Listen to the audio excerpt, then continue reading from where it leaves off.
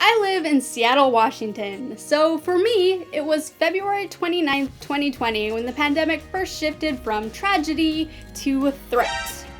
It was April 2020 when I first walked away from Red River, because the post-apocalyptic story that had once been a life raft in my endless sea of depression was suddenly anchored to the very reality I was trying to escape.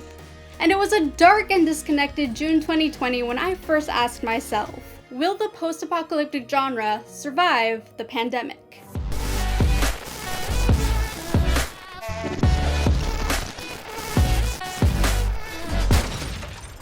So I spent the whole month of June 2020 submerged in the deeper abyss of depression, navigating dark waters lit only by the dull glow of Elder Scrolls Online forever plastered across my monitor. And all the while that question plagued me, because if I, an endless fan of the post-apocalyptic genre, could not face even my own book, how could the genre possibly survive? It's been 12 months now, and I have finally found the strength to search for an answer. So allow me to take you on a journey through what I discovered. I started off with a familiar question, and that is, why do we love worlds we don't want to live in?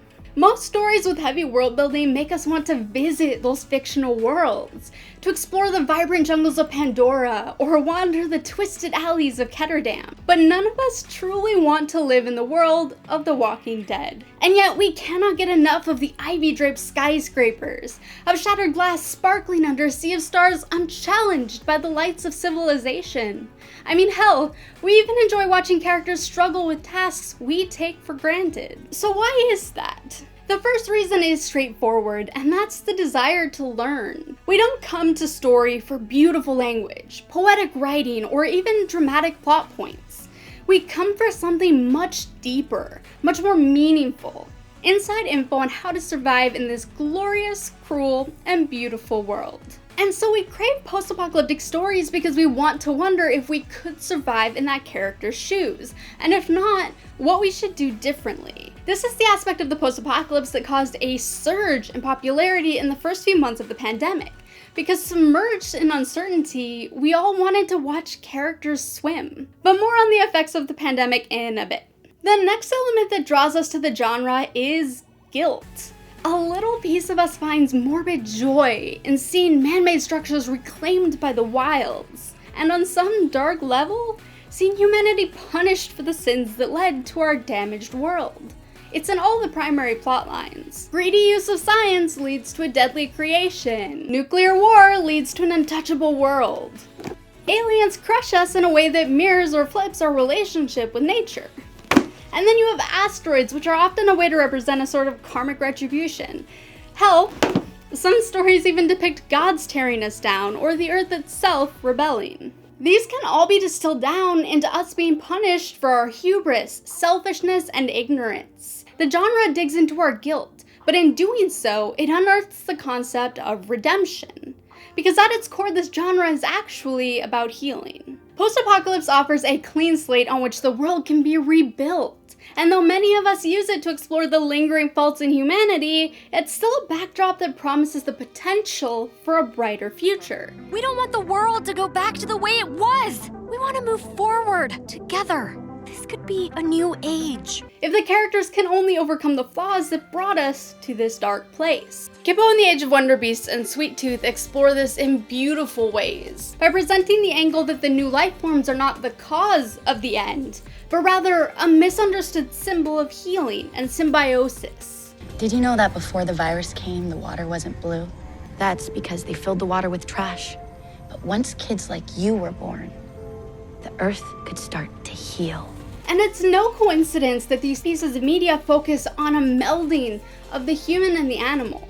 Because although the animal kingdom is capable of great cruelties in the name of survival, nature, in the absence of humans, maintains balance. Okay, quick footnote, because being in possession of a bachelor's degree in biology means I am required by law to note that ecologists no longer believe in the balance of nature. Because the longer and more carefully they have observed nature, the more they have seen that important characteristics of ecosystems change on all temporal and spatial scales, even independently from human influences. But this is not a biological video essay, and nature, being symbolic look of balance is a valuable, still relevant metaphor that is inextricably interwoven into pop culture. A shift in paradigms from balance to flux of nature was also resisted out of the fear that flux of nature might be used by some to justify environmental changes that were undesirable to others. It is thus essential to recognize that, in recognizing the flux of nature, scientists are not saying that all fluxes are empirically or morally equivalent. And so, Skycat, forgive me, I will be referring to nature as balanced for the remainder of this video. And for the purpose of our relationship with the post-apocalyptic genre,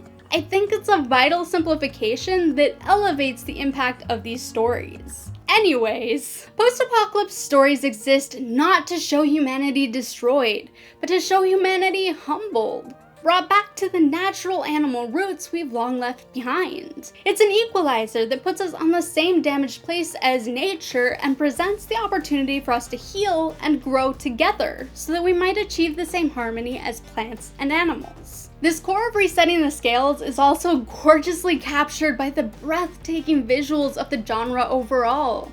There's a reason people use the term ruin porn, and that's because watching nature reclaim the spaces we've taken away has a deep, moving, and often inexplicable effect on us. It's beautiful and sad, chilling and inspiring. The aesthetic impacts us on both sides of the emotional spectrum, clashing in stunning ways that leave us raw and vulnerable and pensive. But that is, at its core, an uncomfortable state. A state made even more uncomfortable now that we've felt what it's like to lose our sense of community, to feel isolated, and to watch the familiar collapse before our very eyes. And that brings us back to my fears that the genre I love most may not survive the pandemic.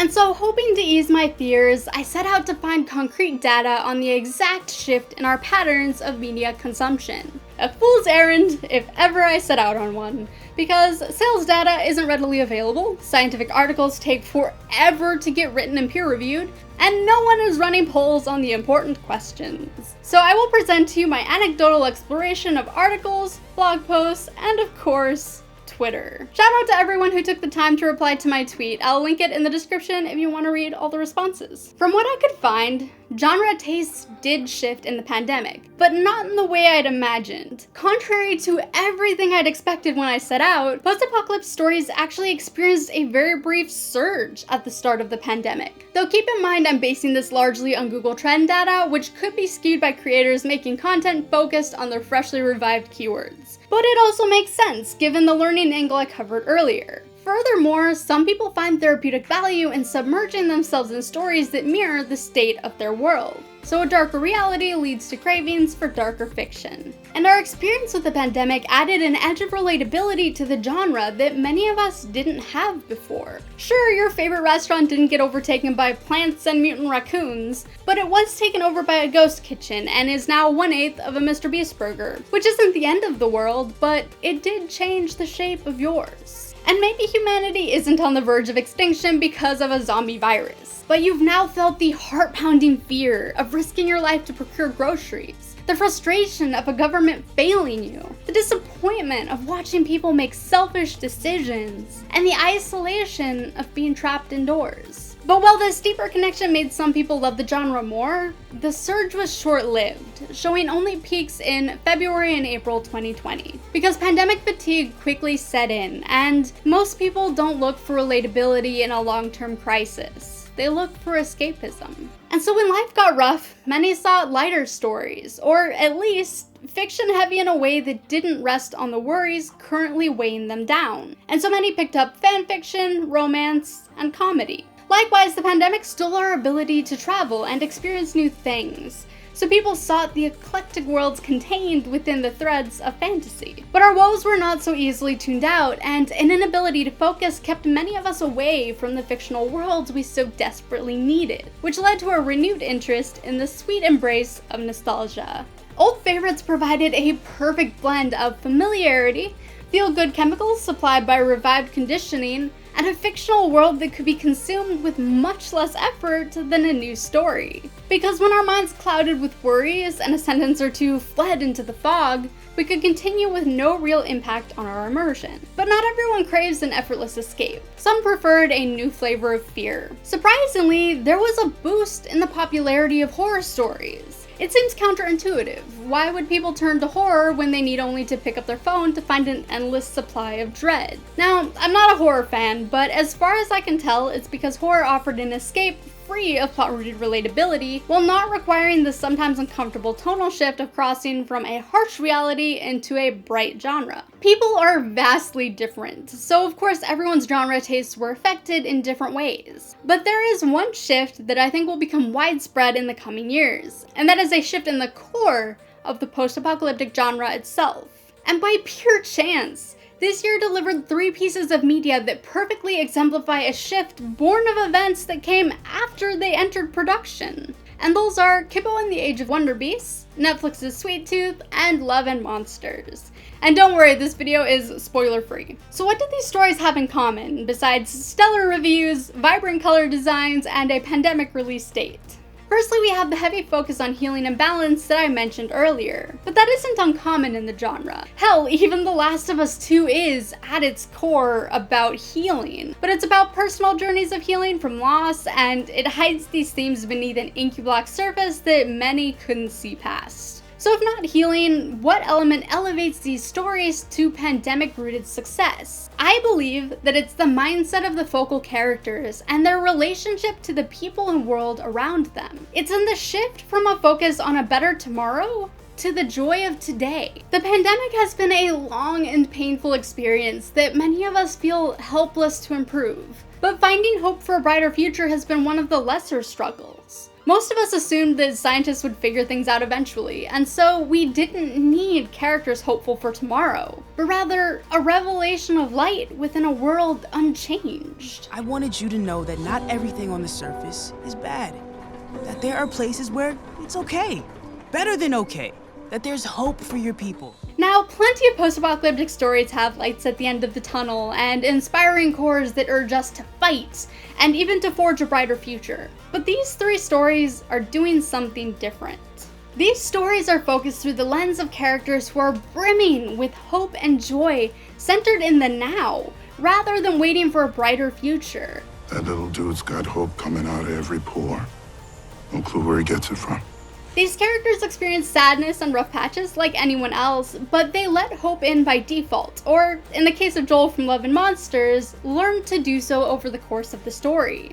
And though it sounds subtle, this vibrant focal point anchored in the present changes the impact and meaning of the entire story. And now, more than ever before, we crave this all-azed view that paints the ruins not as a broken world waiting to be repaired, but one full of wonder, waiting to be discovered. Look, if there's one thing I've learned in all my time on the surface, it's that you gotta enjoy the journey, not just the destination. So everyone shut up and enjoy the journey! This is most powerful in characters born after the fall, where the remnants of the world shift from being the bones of society to being artifacts of a time past, to be explored, pondered, and appreciated. That is way better than taking the stairs! And so it's no coincidence that Joel, Kipo, and Gus are young, sheltered, and protected by a pack.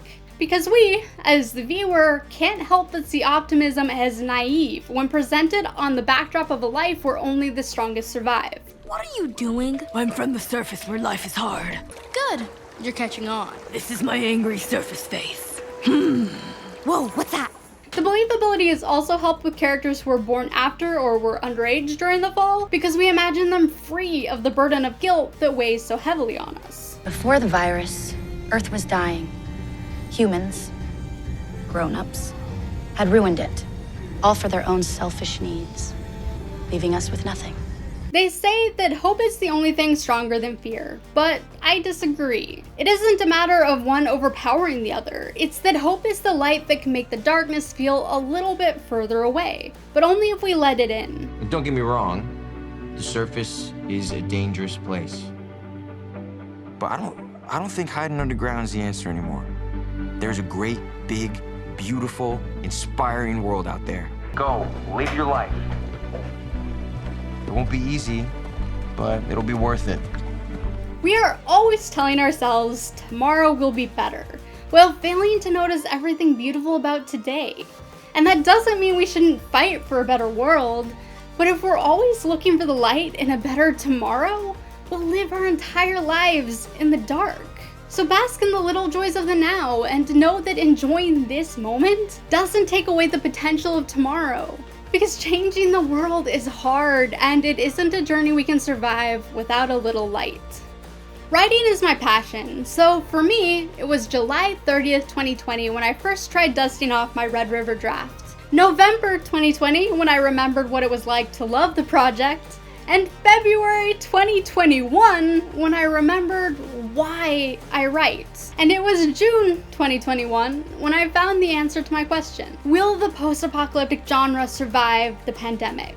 Yes, but it will never be the same. And that's okay. And if a completely new genre grows from the dark ashes of the one I've spent my entire writing career immersed in, well then, I'll find the light in that new world of stories. If your journey over the last year left you in a place where you enjoy dark post-apocalyptic stories, might I recommend Aletheia? There's a new blurb in the description. My last blurb was dreadful and probably why you haven't bought this yet. You know the one thing sweeter than syrup? No, can't do it. That's better. It looks so easy, but it's actually really hard. No, that was a mistake. The only thing sweeter than syrup is my wonderful patrons. You guys were there for me through every stage of the writing disaster that was last year, and you even stuck around the Discord server through what was essentially 6 unbroken weeks of me doing nothing but playing Elder Scrolls Online. And I just wanted to say thank you for being there for me, for being patient, and for making this video possible. You guys are amazing, and I couldn't have done it without you. If you liked this video, why am I still holding the syrup? Raz did a fantastic video essay on hope, humanity, and the post-apocalypse that's in the same vein as this one, and I cannot recommend it enough. Give your cat a treat from me. Thanks for watching, and as always, I will see you in the next video.